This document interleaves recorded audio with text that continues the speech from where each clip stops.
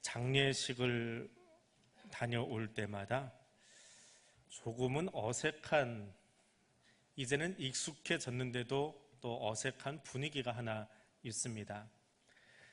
장례식이 나서 교회에서 승합차를 타고 교인들이 출발을 합니다. 웅성웅성하니 가서는 빈소 앞에 도착을 해서 가운을 갈아입고 신디를 설치를 하고 예배를 드리기 위해서 자리에 섭니다.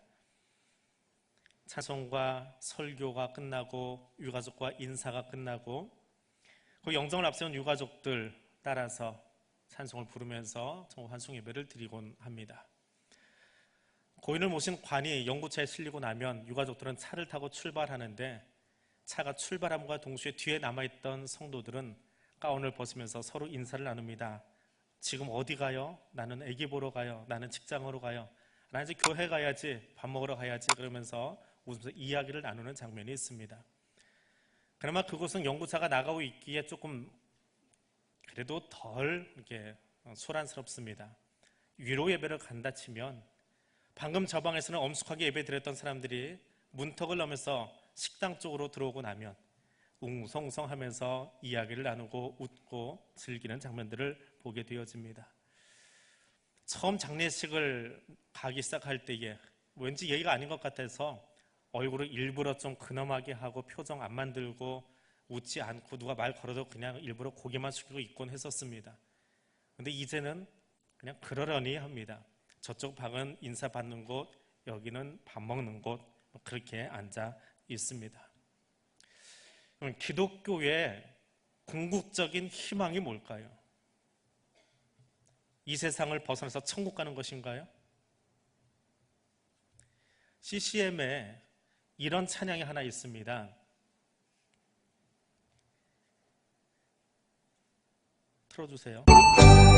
죄 많은 이 세상은 내 집안이네. 내 모든 보화는 저 하늘에 있네. 저 천국 문을 열고 나를 부르네. 나는 이 세상에 정들 수 없도다. 오 주님 같은 친구 없도다. 저 천국 없으며 난 어떻게 하나. 저 천국 문을 열고 나를 부르네. 나는 이 세상에 정들 수 없도다. 윤현주 장로님 부른 찬양인데, 설교를 준비하다가 죽음, 장례, 부활, 영생 이런 메타포를 가지고 설교를 준비를 합니다. 근데 장례하는 순간에, 천국 하는 순간에 갑자기 저 찬양이 생각이 나는 거예요. 근데 저거는 이렇게 쭉 가라는 찬양이 아니고 좀 가만히 서 있는 게 좀 어색할 정도로 이렇게 들썩들썩하는 찬양이잖아요. 근데 참 즐겁고 행복한 찬양인데 가사를 생각하니까 약간 매칭이 안 되는 거예요. 죄 많은 이 세상은 내 집 아니네. 내 모든 부하는 저기고 천국 가는 거다라고 이야기를 합니다. 그렇다고 한다면 방금 장례식 얘기를 해드렸는데, 우리가 사는 이 세상은 어떤 의미가 있을까요? 천국을 향해서 간다면, 여기는 죄악 많은 세상이고요. 천국 향해서 간다면 뭐 이렇게 좀 편하고 넓은 평수 집 살려고 아둥바둥 하십니까? 천국 가는 게 궁극적인 목적이라면 뭐 수능 때문에 매일 그렇게 요즘은 기도회를 하고 직장 취업 때문에 그렇게 애를 끓이고 그러고 살아갑니까? 결국 우리가 갈 곳이 천국이라고 한다면, 그것이 우리의 최종 목적지라고 한다면 이사신방을 왜 그렇게 거나하게 하십니까? 나도 이사신방하고 그 예쁜 상 받아야지. 천국에 있는데 상 받는 게 목적이 되고, 이사신방 하면 기분 좋아서 식사를 내고요, 밥을 먹고 축하합니다 그러고 박수를 쳐주고 합니다. 기독교가 추구하는 천국이라고 하는 것이 죽음 이후의 삶을 신봉하고 추종하는 것입니까? 그렇다고 한다면 방금 내놨던 질문들에 대해서 다시 한번 재고해 보십시오. 죄 많은 이 세상은 내 집 아니네. 하나님 나라는 어떤 곳입니까?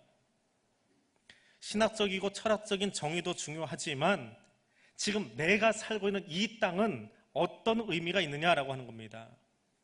예수 그리스도를 구주로 고백하고 죽으면 어떻게 되고 그 다음에 어디에 가고 하는 것 중요합니다. 근데 우리는 늘 질문합니다. 장례를 마치고 어떤 여집사님이 오셔서 이게 그렇게 물어보더라고요. 목사님, 지금 내 남편 어디 있을까요? 천국 가셨나요? 대답은 네 하지요. 근데 그 순간에 머릿속에 또 하나 지나가는 생각이 있어요. 그럼 당신은 지금 어디 살고 있습니까?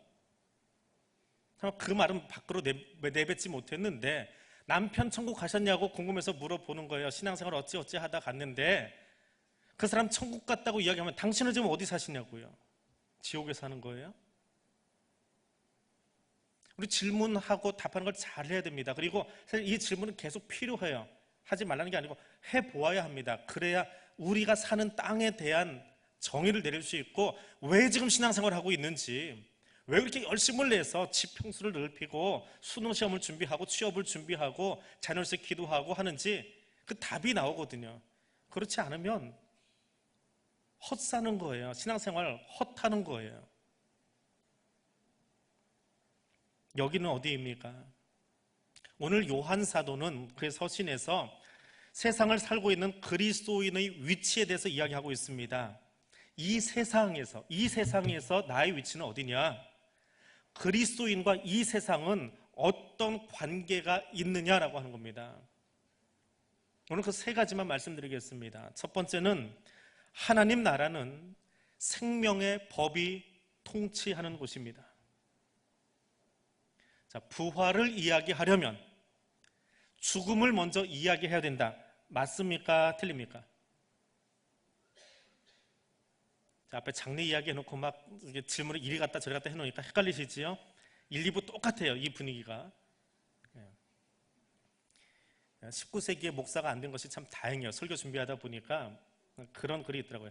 19세기의 교회는 계속 질문하고 답하고 질문하고 답하고 했대요. 제가 질문하는 게 아니고 성도들이 끊임없이 질문한대요. 그럼 설교사는 그 답을 계속 하면서 예배를 드렸대요. 20세기 목사 된 게 참 다행이에요. 질문을 전혀 안 하시니까. 저 혼자 물어보고 있으니까. 근데 언제부턴가 20세기 중반 이후로 설교는 목사 혼자 이야기하고 있습니다. 제가 지금 조금 질문 많이 하면 클레임이 들어옵니다. 질문 좀 그만하세요. 근데 우리의 전통을 잊어버렸어요. 사실 교회가. 성경에 대해서 자꾸 물어보고 궁금증을 가지고 그게 잘못된 게 아니고 그러면서 하나님께 더 가까이 나아가는 거예요. 다시 물어봅니다. 간단한 질문이에요. 부활을 이야기하려면 죽음을 먼저 이야기해야 됩니다. 맞아요? 틀려요? 맞아요. 죽음이 뭔지 알아야 된다는 거예요. 자, 성경에 쓰여지던 2000년 전의 사회는 부활이라고 하는 단어에서 어떻게 이해하느냐? 헬라 사람들, 로마의 근간을 이루는 헬라 문명은 부활을 이야기하거나 기대하지도 않았답니다. 그런데 거기서 기독교가 부활을 이야기하니까 이게 말이 먹히나요? 부활에 대해서 생각을 깊게 안 했대요. 유대인들은 역사 속에서 고작 한 명, 예수 한 명 부활했는데 그게 부활이냐? 왜? 유대교에서 이야기하는 부활은 참 이스라엘 백성 모두가 다 부활하는 것이 부활이다라고 믿고 있는 거예요.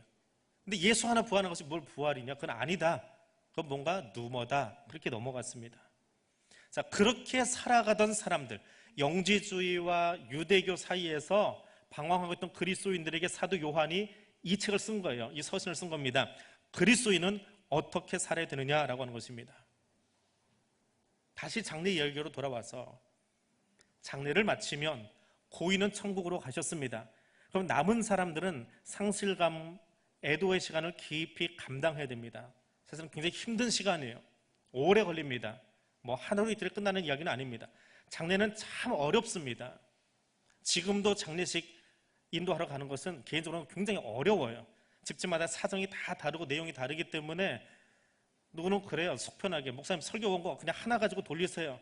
저도 그러면 참 좋겠어요. 근데 장례식은 그게 아니거든요. 장례 예배는 돌아가신 분한테 하는 것이 아니고 남아있는 자들을 위해서 예배를 드리는 거거든요. 근데 남아있는 자들의 상황과 처지와 생각이 다 달라요. 그래서 메시지를 매일 고민하지 않을 수 없습니다. 평소에는 의식하지 않고 있지요. 그런데 질병이 생기고 사고가 생기고 어려움이 닥친 순간에 우리는 그것을 어떻게 감당할까라는 고민을 계속 하게 됩니다. 부활신앙이라고 하는 것이 그때만 필요합니까? 건강을 유지하고 젊음이 있고 평안함을 누리고 있는 우리는 부활을 그렇게 의식하지 않고 있습니다. 그래서 매 주일 습관적으로 교회에 나오고 있습니다. 그런 나에게 부활은 어떤 의미입니까? 죽음은 어떤 것입니까? 부활의 전제가 죽음이라고 했는데 죽음은 어떤 것입니까? 의학적으로 죽음은 지금 일반적으로는 심정지 상태를 이야기합니다. 심장이 멎은 상태. 요즘은 뇌정지, 뇌사 상태도 인정을 하기 시작했지요. 근데 그 두 가지만 있는 것은 아니랍니다. 위정지 상태, 간정지 상태, 여러 가지 정지 상태가 있답니다. 그래서 때때로 뉴스에 보면 돌아가셔서 입관을 다 끝냈는데 하루 뒤에 벌떡 일어나서 주위 사람들 놀라게 하는 경우도 있습니다. 분명 의사는 심정지로 판정을 했는데 말입니다.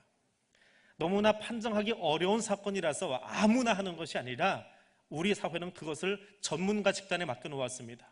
의사들이 그것을 판단하고 서명을 하도록, 그 상태에서 장례가 시작되도록 만들어 놓았습니다. 그런데 사망이 어떤 것이냐, 죽음이 어떤 것이냐에 대한 논의는 지금도 사실 계속되고 있습니다. 완벽한 정의가 내리지 않았어요. 그냥 일반적으로 아는 것은 심정지고요. 아직도 많은 논의가 일어나고 있습니다. 천국은 이 죽음을 앞에 놓고, 죽음의 정의를 앞에 놓고, 천국은 의학적인 죽음 이후에 가는 곳입니까? 사도 바울을 통해서 고린도 교회 성도들에게 하나님 말씀하십니다. 사망아, 너의 승리가 어디 있느냐? 사망아, 내가 쏘는 것이 어디 있느냐? 우리 주 예수 그리스도로 말미암아 우리에게 승리를 주시는 하나님께 감사하노니. 부활의 소식이 들리는 곳, 천국이 어디라고요?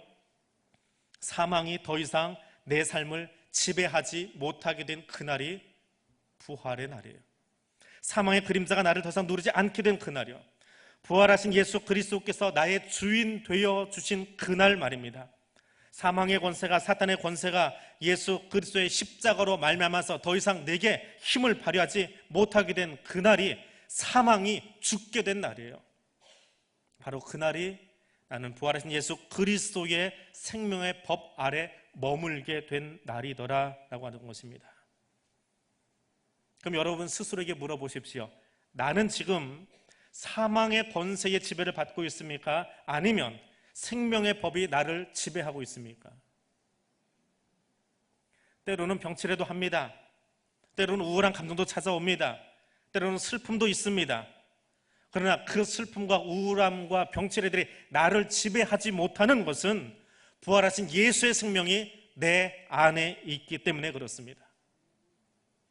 사도 바울을 통해서 로마의 성도들에게 이야기합니다. 그리스도 예수 안에 있는 생명의 성령의 법이 죄와 사망의 법에서 너를 해방하였습니다. 생명의 법이, 생명의 권세가, 생명의 권위가 나를 붙들므로 우리의 삶의 현장이 어떠할지라도 우리는 천국 백성 되었음을 기억하시기를 바랍니다. 두 번째로 하나님 나라는 예수가 함께하는 곳입니다. 로이드 존스 목사는 어두움의 권세로부터 빛의 권세로 등기 이전된 사람이 그리스도인이라고 이야기합니다. 등기 이전하는 것. 저는 제가 집을 등기해서 제 앞으로 해본 적이 없어서 그 법적 효력을 잘 모릅니다. 등기 이전하는 게 뭡니까? 집을 사고 등기부 등본을 받으면 어떤 권리가 생겨요? 이제부터는 그 집 내 거지요. 그 서류를 근거로 내가 그 집에 들어갈 수 있게 되는 것이지요. 그리스도인은 그런 사람이라는 거예요. 어둠의 권세로부터 빛의 권세로 등기 이전된 사람들. 천국은 원래 하나님 것이지요. 근데 왜 주인이 바뀔까요? 천국의 주인이 바뀐 것이 아니라 나의 주인이 바뀐 것입니다. 세상의 주인이 바뀐 거예요. 지난주 설교에 계속해서 기억하시기 바랍니다. 우리가 살고 있는 이 땅은 하나님 나라가 되어야 합니다. 그리고 하나님 나라입니다. 그리스도인은 사탄의 지배에서 벗어나서 하나님이 사랑하시는 아들 예수 그리스도의 나라로 옮겨진 사람이에요. 진정한 생명은 오로지 전적으로 예수 그리스도 안에 있는 하나님의 은혜입니다. 등기 이전한 것이 무엇이냐?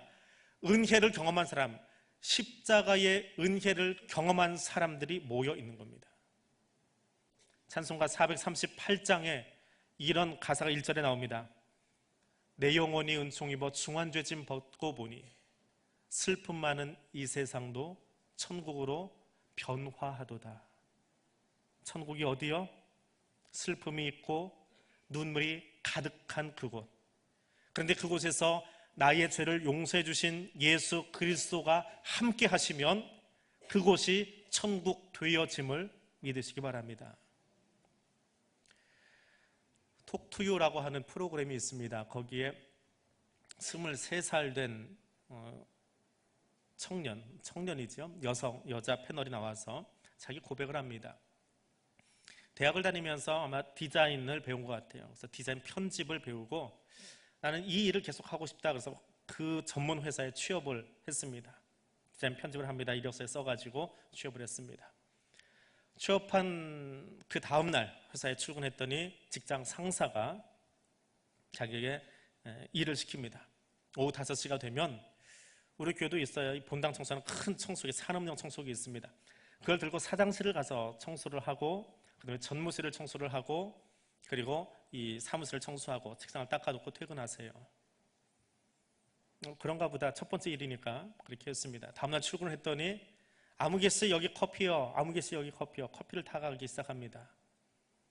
몇 달을 그렇게 했어요. 나는 디자인을 배우고 디자인 편집을 하려고 이력서를 내고 왔는데 계속 하는 일은 청소기를 돌리고 책상을 닦고 커피를 나르는 일만 하는 거예요. 스트레스를 받기 시작합니다. 참다 못해서 전무님을 찾아갔대요. 좀 당돌하긴 하지만 전무님을 찾아가서 전무님, 저 이만저만해서 이 회사 취업했는데 내가 지금까지 한 일은 청소기 돌리고 커피 나르는 일밖에 안 했습니다. 어찌하면 좋겠습니까? 했더니 전무님이 눈치껏 해 그러더래요. 눈치껏 하라고. 그래서 그 다음날부터 눈치껏 안 했답니다. 청소도 안 하고 커피 심부름도 안 하고 다른 일을 맡겨주길 바랬습니다. 그랬는데 눈치껏 안 했더니 눈치가 보이는 거예요. 자기보다 선배인 여직원이 청소기를 돌리기 시작했고 커피를 나르기 시작하고 책상을 닦기 시작하더랍니다. 그리고 주위 사람들의 눈치가 보이는데 너는 막내가 돼서 왜 청소 안 하니? 너는 막내가 왜 커피도 안 날라와? 언니가 하는데. 그래서 눈치를 주더랍니다. 그 스트레스가 얼마나 심했는지 3개월 동안 23살 먹은 그 여자 청년이 하혈을 하기 시작했대요. 부인과를 찾아가서 치료를 받는데 원인이 없어요. 그냥 스트레스인 것 같아요 라고 병원에서 이야기를 하더랍니다. 도저히 이렇게는 못 살겠다. 그래서 회사에다가 사표를 던져버렸습니다. 안 나갑니다. 회사 그만두겠습니다.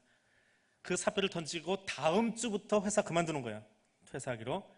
그 다음 주 바로 앞에 프로그램에 참석을 한 거예요. 그래서 다음 주부터 회사 안 나가요. 그래서 씩 웃는 거예요. 좋다고. 그러니까 MC가 그 여학생에게, 학생이 아니죠. 그 지금 23살 청년에게 물어봅니다. 그런데 이젠 집에 가서 눈치가 보이지. 열심히 키워놔서 직장 보내놨는데 그것도 못 참고 회사 그만뒀냐고 말해야 되니까 눈치 보이지. 그러니까 여직원이 고개를 푹 숙여요. 네. 그런데요, 집에 가서 그래도 이야기했어요. 지난 주간에. 여기 나오기 전에. 엄마, 나 이만저만해서 회사 못 다니겠어. 그래서 사표 던졌어. 그때 엄마가 소리를 퍽 지르더래요.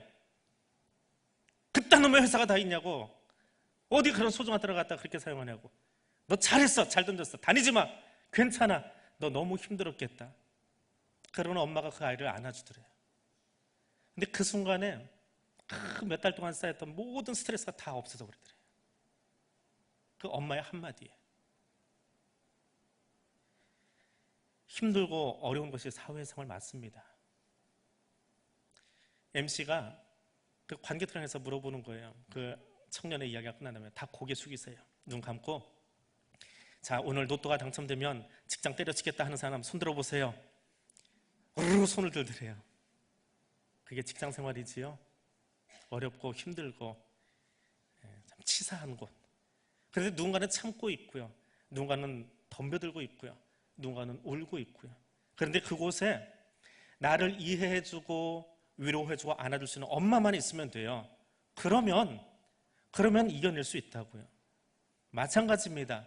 죄악이 가득한 땅이지만 그곳에서 나를 구별해 세우신 예수님이 거기 함께 계신다라고 하는 것 알면 돼요. 그러면 그분이 지혜를 이겨낼 수 있는 힘을 주시고 지혜를 주시고 그 땅 가운데서 나와 같이 걸어가 주신다고요. 내가 아파할 때 옆에서 같이 눈물 흘려주시고, 내가 외로울 때 뒤에 와서 등 한번 또닥또닥 해주고 지나가시고, 내가 하소연하고 있으면 아무 말씀 없는 것 같지만 거기 와서 귀를 기울이고 계세요. 하나님 나라는 기도가 즉시 응답받는 것이 아닙니다. 어느 땐 기도를 여러 차례 하고 오래 해도 응답이 오지 않아요. 그런데 분명한 건 있어요. 그렇게 답답하게 오랫동안 하소연하고 있을 때 하나님은 거기 오셔서 내 소리에 귀 기울이고 계세요. 그럼 그곳이 천국입니다. 세상은 바뀌지 않은 것 같지만 하나님이 함께한 그곳, 예수 그리스도가 함께한 그곳이 천국임을 믿으시기 바랍니다. 세 번째로 하나님 나라는 영생 예수와 교제하는 곳입니다. 하나님 나라를 이야기하면 영생이라는 단어를 빼놓을 수 없습니다. 영생이 무엇일까요? 끝없이 긴 시간을 죽지 않고 사는 것, 아니면 우리가 흔히 이해한 것처럼 설교 초대에 들어가면서 이야기했던 것처럼 이 땅에서 숨을 멈춘 뒤에 새로운 것으로 눈을 뜨고 새 삶을 살게 되는 것, 그것이 영생입니까? 오늘 사도 요한은 서신서에서 이렇게 이야기합니다. 20절의 말씀이지요. 그는 참 하나님이시요 영생이시라. 헬라어로 조에 아이오니스라고 합니다. 문자적으로 이야기하면 시간적으로 무한을 나타내는 생명, 그것이 조에 아이오니스. 조에는 생명이고요, 아이오니스는 영원하다라고 하는 거예요. 그게 합쳐서 조에 아이오니스, 영원한 시간의 생명을 말합니다.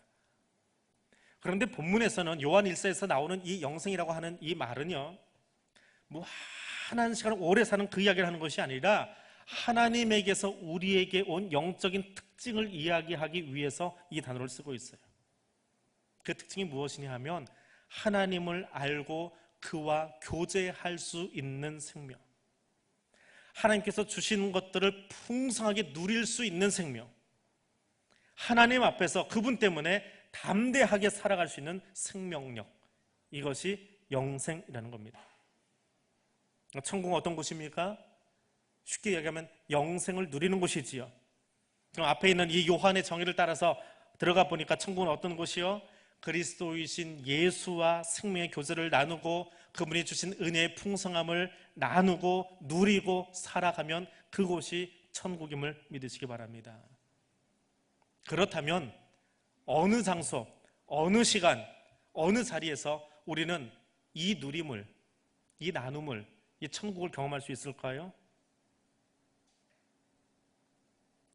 영생의 말씀, 예수 그리스도가 있는 곳, 그곳에서 우리는 천국을 경험할 수 있습니다. 사도 요한은 이 이야기를 아주 오랜 시간 고민했던 사람이에요. 그래서 그가 처음 했었던 요한복음, 복음서에서는 1장 1절에서 이렇게 이야기합니다. 태초에 계신 말씀, 곧 하나님이시고 그가 예수라라고 이야기합니다. 11장에 가서는 나는 부활이요 생명이니 나를 믿는 자는 죽어도 산다라고 말합니다. 14장에 가니까 생명은 예수로 말미암지 않고는 하나님 나라에 갈 수 없다라고 이야기합니다. 그리고 노년이 되어서 마지막에 쓴 서신서 요한서신에 와서는 이 서신을 받는 모든 수신자들, 그리고 우리는 이미 영생을 소유한 사람들이다. 비록 이단이 활거하고 로마가 우리를 압제하고 힘들고 어려운 일들이 있고 어제도 순교자가 나오고 했지만, 그러나 예수가 여기 우리와 함께하기 때문에, 예수님이 우리에게 가져주신 영생의 말씀이 우리 안에 있기 때문에 이곳이 천국 되어진다라고 이야기하고 있습니다. 우리가 천국을 언제 소유하느냐? 우리가 거듭난 그 순간, 예수 그리스도의 십자가 사건을 내가 믿고 예수로 말미암아 내가 구원받았습니다라고 믿는 그 순간, 거듭난 그 순간 우리는 이미 영생을 소유한 사람들입니다. 사도 요한은 복음서 3장 16절에서 이야기합니다. 하나님이 세상을 이처럼 사랑하사 독생자를 주셨으니 이는 저를 믿는 자마다 멸망치 않고 영생을 얻게 하려 하심이라. 독생자 예수를 주신 이유, 우리가 영생을 누리게 하기 위해서. 예수 그리스도로 말미암아 구원받은 그 순간에 우리는 이미 영생을 얻었습니다. 예수가 나의 주인 되어진 그 순간에 예수님과 우리가 함께하고 있기에 우리가 사는 그 모든 곳이 천국 되어졌음을 믿으시기 바랍니다. 우리의 삶의 이야기로 다시 돌아옵니다. 우리에게 놓여있는 삶의 이야기. 여름이 지나고 나니까 벌써 연말 준비를 합니다. 교회는 좀 빠르지요. 내년 예산안 올리라고 하고, 내년 총회 준비하는 광고가 나가고, 고등부는 수능 준비하는 기도회가 열리고, 취업을 준비하고, 가을이 되니까 신방을 가면 나이 드신 어머님들이 걱정을 합니다. 몇 달만 더 지나면 한 살이 또 더 드는데 얘가 시집 갈 생각을 안 해요. 엄마들의 고민이 있습니다. 그러면서 가을을 맞이하고 연말을 맞이합니다. 누군가는 질병 앞에 가족을 떠나보낸 사람도 있고, 누군가는 이 가을, 겨울을 지나면서 이번 겨울을 넘겨둘 수 있을까? 1년을 더 같이 있을 수 있을까? 사랑 가족이 떠나게 될지 머물지 안타까운 마음에 그 가족을 쳐다보며 이 마지막 시간들을 기도로 버티고 있는 사람들도 있습니다. 천국은 어디 있습니까? 우리의 숨이 멎은 다음에 새롭게 눈 뜨는 그곳이 천국인가요? 스데반이 돌에 맞아 쓰러지던 그곳에서 그의 얼굴은 천사의 얼굴과 같았다라고 이야기합니다. 그의 외적인 환경은 돌이 쏟아지고 있고 피 흘리고 있는 현장이지만 예수님을 만나고 예수님과 교제하며 예수님의 사랑의 이야기를 그 얼굴빛으로 주위에 둘러선 사람들에게 나누고 있는 그곳이 천국이었다고 이야기합니다. 사도 요한은 고백합니다. 영생이신 예수가 계신 그곳이 천국이라고 말합니다. 우리 천국 함께 만들어갈 수 있기를 원합니다. 예수님을 모신 내 마음이 천국 되기를 원합니다. 어떤 시험과 곤고함과 어려움 가운데서도 예수 그리스도로 말미암아 그분이 주신 평안함이 빼앗긴 바 되지 아니하도록 그 평안을 맛보고 살아가는 천국 백성 될 수 있기를 원합니다. 그리고 그 누구도 뺏을 수 없는 오직 예수 그리스도만이 주실 수 있는 천국의 기쁨을 예수 알지 못하는 사람들에게, 부활의 소망을 잘 알고 있는 사람들에게 나아가 증거하는 천국의 백성 되시기를 바랍니다. 기도하겠습니다. 하늘에 계신 하나님 아버지, 우리에게 영원한 생명 곧 예수 그리스도를 보내주심을 감사드립니다. 태초부터 하나님과 함께 계셨고 하나님이신 예수 그리스도를 통해 우리가 더 이상 사망의 권세 아래 놓이지 않게 하심을 감사합니다. 예수 그리스도를 내 마음에 모심으로 주님 주신 평화가 내 마음속에 가득하며 예수 그리스도와의 아름다운 교제를 통해 이 땅이 하나님 나라 되도록 성령 하나님 이끌어 주시옵소서. 예수님 이름으로 기도드립니다. 아멘.